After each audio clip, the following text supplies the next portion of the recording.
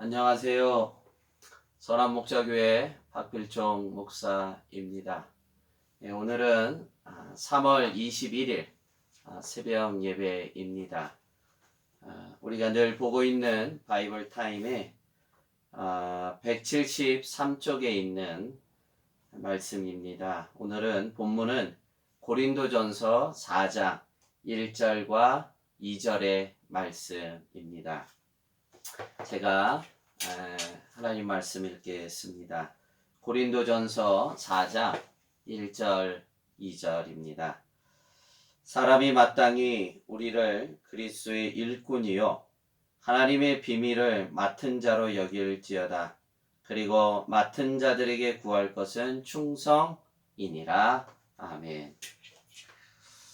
오늘 본문을 준비하면서 참 저를 부끄럽게 한 본문이었습니다. 오늘 바이블 타임에서 오늘의 제목을 그리스도의 일꾼이라고 정했는데 사도 바울 자신의 고백과 말씀 앞에 참 말씀을 준비하면서 참 많이 부끄러웠던 본문이었습니다. 오늘 함께 읽었던 본문과 고린도전서 4장 전체를 통해서 그리스도인의 일꾼의 자세가 어떠해야 하는지를 명확하게 말씀해 주고 있습니다. 우리가 즐겨 암송하고 또 고백하듯이 2절에 말씀하고 있는 맡은 자들에게 구할 것은 충성이라는 이 말씀이 오늘 본문에 나옵니다.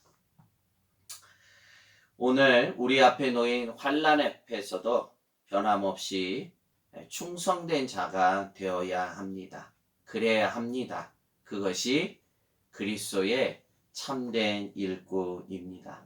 외부적인 또 내 안의 심리적인 여러 가지 갈등과 어려움이 있다 해도 그리스도인의 참된 일꾼은 요동함이 없이 그 자리를 충성되이 지켜가야 됩니다. 더더욱 9절의 말씀은 저를 더 초라하게 만들었습니다. 제가 9절 말씀 읽겠습니다. 내가 생각하건대 하나님이 사도인 우리를 죽이기로 작정된 자 같이 끄트머리에 두셨음에 우리는 세계 곧 천사와 사람에게 구경거리가 되었노라 말씀합니다. 사도 바울이 자신을 일꾼으로서 생각하는데 하나님께서 사도인 우리를 죽이기로 작정된 같이 여겼다는 거예요. 죽이기로 작정된 자 같이 끄트머리에 두셨다는 것입니다. 끄트머리에. 그리고 우리는 세계고 천사와 사람에게 구경거리가 되도록 하셨다는 것입니다. 여러분, 이것이 그리스도인의 일꾼이라는 것입니다. 죽이기로 작정된 자 끄트머리에 두셨고 천사와 사람에게 구경거리에 인생이 되게 했다는 것입니다. 물론 이것은 일반적인 상황은 아닐 것입니다. 그러나 이런 상황이 언제나 올 수도 있다는 것이고 더욱이 현세의 말세의 환난의 시절에도 충분히 올 수 있는 일들입니다. 우리가 하나님 앞에 서리 집사의 직분, 또 권사의 직분, 또 기름 부어 임직을 받은 우리 장로님이나 우리 안수 집사님이나 또 목사인 저나 우리는 이 사건이 이러한 것이 일반적이지는 않는다 해도 때로는 우리는 이러한 낮은 자의 자리를 자처해야 됩니다. 13절에는 한술 더 어떻게 말씀하고 있습니까?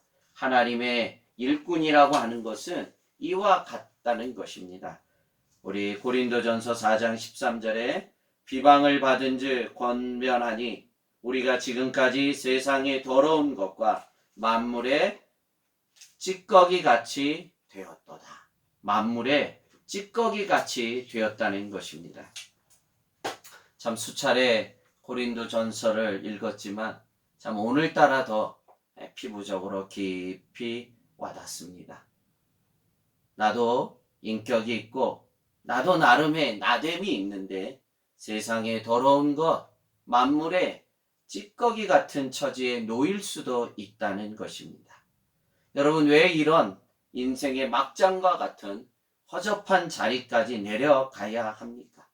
하나님은 그렇게 당신의 종들을 막대하셔도 되는 것입니까? 여러분, 하나님의 마음은 결코 그렇지 않습니다. 그렇게 될 수밖에 없는, 그럴 수밖에 없는 불가피한 일이 그 이유가 있기 때문입니다. 왜 그렇습니까? 이 모든 낮아짐은 바로 15절에 말씀하신 이것을 이루기 위함입니다. 우리 고린도전서 4장 15절에 말씀합니다. 그리스도 안에서 1만 스승이 있으되 아버지는 많지 아니하니 그리스도 예수 안에서 내가 복음으로써 너희를 낳았습니다. 그리스도 안에서 1만 스승은 많이 있다는 것입니다. 그러나 아버지는 많지 않다는 것입니다. 그리스도 예수 안에서 내가 복음으로 아버지로서 내가 너희를 낳았다는 것입니다. 복음으로 한 영혼을 낳기 위해서 이러한 낮은 자리를 가야 하는 것이 그리스도의 참된 일꾼이라는 것입니다. 그리스도의 일꾼은 결코 말로써 가르치고 지적질하는 스승과 같은 가르치는 자가 아니라 생명을 잉태하고 생명을 출산하는 영적인 아비와 같은 자입니다. 한 생명을 잉태하고 상고의 출산이 있기까지 복음으로 한 영혼을 낳기 위해서는 이러한 모든 수모, 이러한 영적인 인간의 고통을 다 참아내야 된다는 것입니다. 그러하지 않고는 한 영혼을 복음으로 낳을 수가 없기 때문이라는 것입니다. 오늘의 말세의 환난 앞에 고통의 현장에 내몰리는 영혼들을 바라보며 참 저에게 따끔한 채찍의 말씀이 아닐 수가 없습니다. 한 영혼을 복음으로 낳는다는 것은 아비의 심장이 아니고서는 결코 할 수 없는 일입니다. 이것을 위해 네가 만물의 찌꺼기가 될 수 있느냐 하는 것입니다. 이것을 위해서 네가 끄트머리가 될 수 있느냐 하는 것입니다. 이것은 영혼의 일이요 생명의 일이기 때문입니다. 우리는 이제 내일 거룩한 주일을 맞아 20개의 마을교회로 흩어져 최소 인원들이 모여서 예배를 드리게 됩니다. 내 가족만의 예배, 또 나 혼자만의 예배하는 것이 아니라 그렇게 하면 위생적으로 어찌 보면 감염적으로는 더 맞을지도 모르겠지만 적어도 두세 사람이 모인 곳에 내가 너와 함께 한다는 하나님의 말씀을 믿습니다.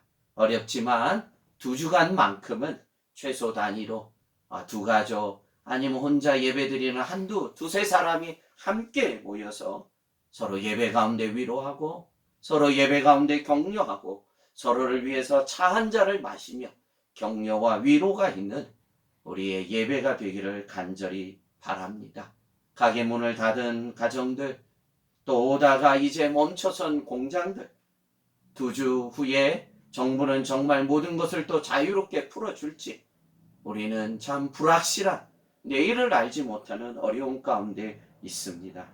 우리는 지금 누구도 걸어가 보지 못한 길에 다 함께 서 있습니다. 여러분, 우리는 압니다. 출애굽 마지막 10가지 재앙, 그 마지막 장자를 치는 마지막 재앙에 하나님은 어린 양의 한 마리를 잡아 식구가 되지 않을 때 두세 가족이 한 집에서 같이 양 한 마리를 다 취할 수 있도록 모이도록 하나님이 허락하셨고 그 안에서 서로가 격려와 위로와 그 심판을 이겨낸 것입니다. 우리는 내일 주일 처음으로 20개의 마을 교회로 흩어져 최소 단위로 모이게 됩니다. 오래전 출애굽 시 심판의 마지막 밤을 서로 함께 격려하며 위로하며 심판을 승리로 이끌었던 것처럼 그러한 거룩함이 있는 마을 교회 예배들이 되기를 주님의 이름으로 축복합니다. 얼마나 감동이었겠습니까? 얼마나 그 밤이 눈물이었겠습니까? 그러한 성령의 새로운 성령의 축복과 은혜가 있는 마을들의 교회가 되기를 간절히 바랍니다. 놀라우신 하나님을 찬양합니다. 기도하겠습니다. 하나님 아버지, 누구도 가보지 않은 참 이 길에 저희가 들어섰습니다.